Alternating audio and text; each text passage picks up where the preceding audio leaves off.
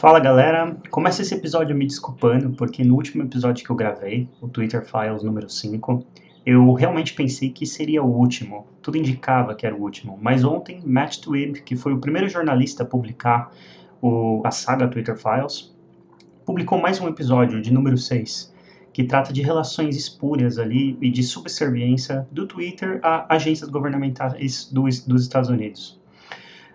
De acordo com o autor, a saga não para por aí, e conforme eles vão estudando, analisando os arquivos internos que foram liberados por Elon Musk, mais está por ver. Mas vamos ver como foi esse último episódio.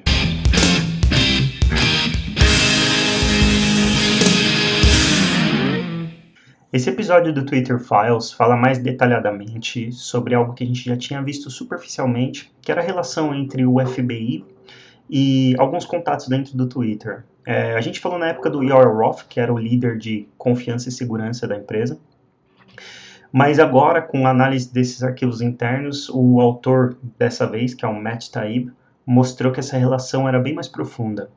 Era quase ali um controle, quase não, era um controle governamental, e era uma relação que era constante e bem pervasiva. Ele mostra que no período entre 2020 e 2022 foram uma troca de mais de 150 e-mails entre agentes do FBI ou do DHS e funcionários executivos do Twitter.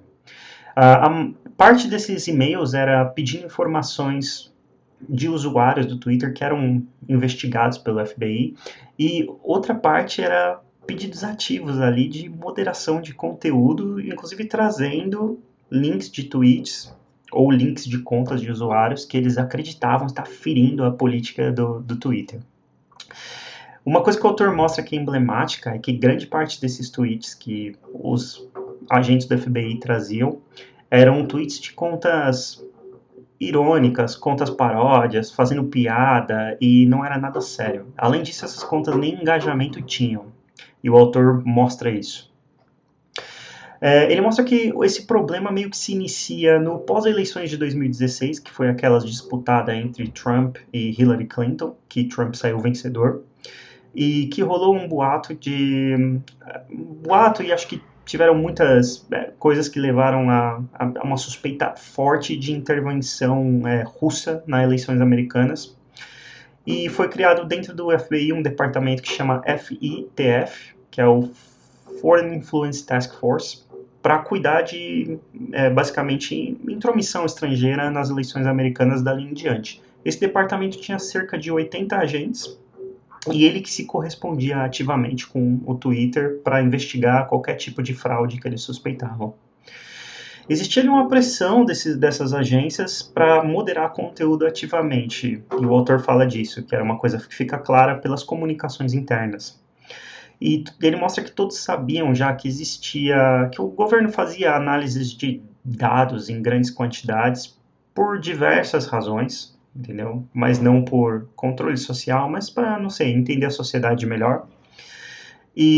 Mas isso que estava sendo praticado agora, que revelaram esses arquivos internos, era uma novidade, era algo que nunca havia acontecido, que era basicamente agências de inteligência do governo mandando ativamente conteúdo e pedindo que aqueles conteúdos fossem moderados pela empresa-alvo, né, que era o Twitter no caso. Uma das coisas que o autor destaca era a quantidade de relatórios que vinham dessas agências com pedidos de moderação ao Twitter. Inclusive, algumas delas eram fruto de uma espécie de disque denúncias. Por exemplo, nesse tweet aqui, você consegue ver o FBI divulgando que, ligando para esse número, você consegue denunciar qualquer tipo ali de conteúdo que esteja espalhando desinformação a respeito das eleições.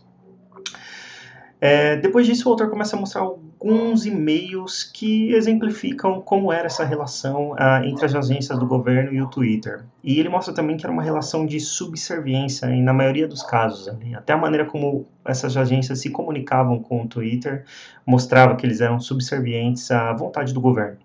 Então, quando eles iam se comunicar, eles não direcionavam um e-mail a algum responsável, algum executivo, algum líder. Eles simplesmente diziam ali de maneira genérica: e aí, contatos do Twitter? Pessoal do Twitter, pode fazer isso aqui para mim? Resolve esse problema aqui.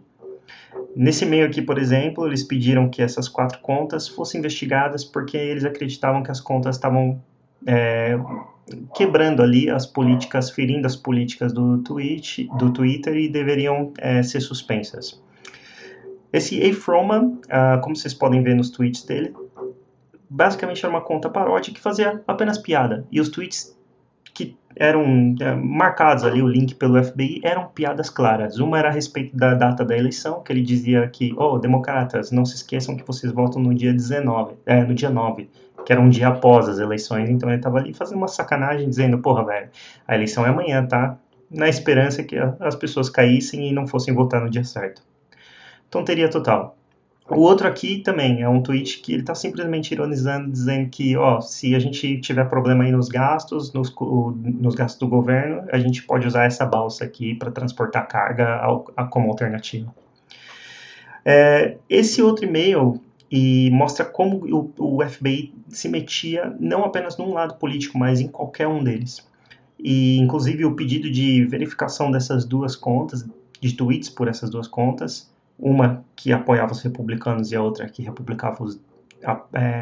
apoiava os democratas, também eram piadas. A primeira é a mesma piada do dia errado de votar, e a segunda, uma conta de uma democrata ali, que dizia que ia estar responsável pela contagem de votos e que contaria votos a menos para os republicanos, ou se alguém fosse sem máscara, ela não contaria o voto da pessoa. Era obviamente uma sátira, uma ironia e nada que precisasse ser moderado. Bom, de todas essas contas que a gente mostrou nos 2 e-mails, o autor diz que apenas 2 não foram suspensas. As outras 4, a pedido do FBI, por razões extremamente estúpidas, foram suspensas. Esse e-mail mostra uma longa lista de contas, que também foi um outro pedido do FBI e do Department of Homeland Security, para averiguar. E foi repassado para a sede do Twitter de São Francisco, e mais uma vez mostra que a grande maioria ali das contas eram todas contas paródias e contas apenas com piadas. E ele fala ali que a única exceção era a conta de um ator famoso, que é o Billy Baldwin. E ele inclusive comenta que o Twitter apenas respondeu com aquele tom de subserviência, dizendo já lidamos com todos os casos, e nem esse ator, que era famoso, foi poupado. A maioria dessas pessoas que tinham as contas suspensas recebiam apenas ali um e-mail genérico dizendo que eles tinham sido suspensos, mas sem entrar em nenhum detalhe e explicar como eles violaram, o que no comportamento deles tinha justificado que eles perdessem as contas. E esses pedidos de moderação eram tão insensatos e ridículos que até o autor aqui nesses tweets mostra comentários de usuários que eram low profile, pessoas que não tinham muito alcance nas contas, quando descobriram que tinham sido moderados a pedido do governo e se surpreenderam. Um dizendo que minha conta tem alcance de uma ameba, tipo, qual é o interesse deles na minha conta? E um outro ali surpreso e impressionado também do governo estar tentando moderar, regular piadas, humor, que é uma coisa absurda.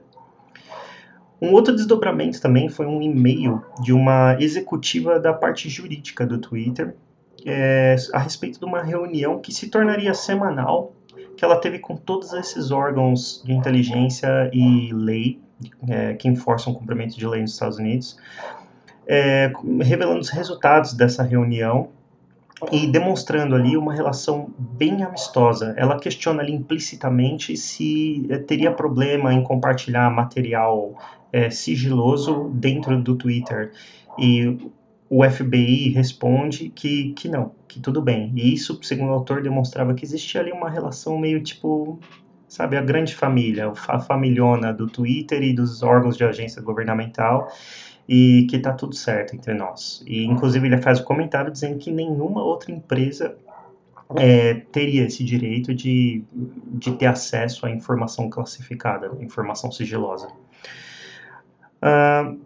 Bom, uma das coisas que é importante também nesse contexto, que a gente falou aqui no começo, é aquela questão daquele departamento que foi criado dentro da FBI no pós-2016. Isso daí o autor diz que foi graças àqueles casos de interferência de hackers russos nas eleições americanas que acabou servindo como pretexto para criar essa máquina de censura e controle de conteúdo.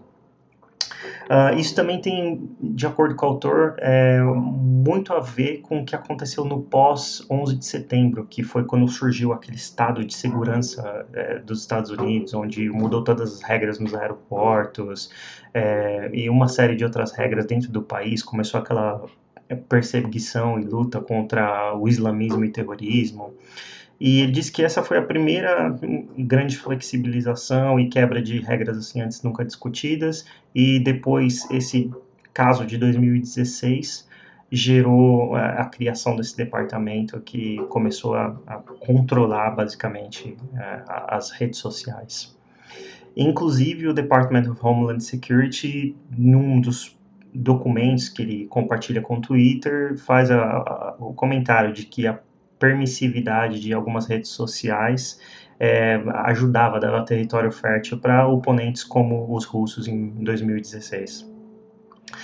Esse Slack aqui mostra uma coisa que também demonstra como essa relação era intensa, que são funcionários agradecendo a cooperação em lidar com uma lista imensa de pedidos que eles tinham recebido da FBI e que eles precisavam tratar num prazo curto, e se ajudando ali eles conseguiram lidar com todos os tweets e contas que a pedido da FBI tinham que ser moderadas. E aqui basicamente ele está agradecendo a cooperação da equipe em atingir esse objetivo. Bom, para concluir, o autor mostra que o que a galera entende por Deep State, né, que seria esse estado que existe por debaixo do estado legal oficial, que seria um grupo de pessoas ali organizadas e orquestrando todas as decisões em prol de um grupo fortemente organizado político. Na verdade, é mais uma bagunça de um monte de órgão do governo, agência do governo, organização não governamental, empresas privadas que prestam serviços terceirizados para o governo. Por exemplo, ele cita aqui o Center for Internet Security, que tinha um portal que chamava Partner Support Portal, que era uma das maneiras de o FBI e das agências do governo entrar em contato e fazer pedidos ao Twitter, e que era um contractor, que é um terceirizado, uma empresa privada terceirizada que ajudava o governo nesse trabalho aí de vigilância. Então ele diz que esse Deep State, na verdade, é uma coisa super desorganizada, que você não tem nem como traçar a linha divisória entre onde começa a ONG, ou a agência, ou o governo federal, ou as empresas privadas que prestam serviço, e que vira uma coisa assim, sem sentido. Bom, o autor diz que em breve vão ter mais revelações vindo, e pode ser pela conta dele mesmo ou dos outros jornalistas que já estavam contribuindo para essa saga aí do Twitter Files. Cara, eu acho bem interessante esse episódio e dá pra gente fazer muito paralelo com o que aconteceu durante as eleições no Brasil e como o Twitter atuou durante as nossas eleições.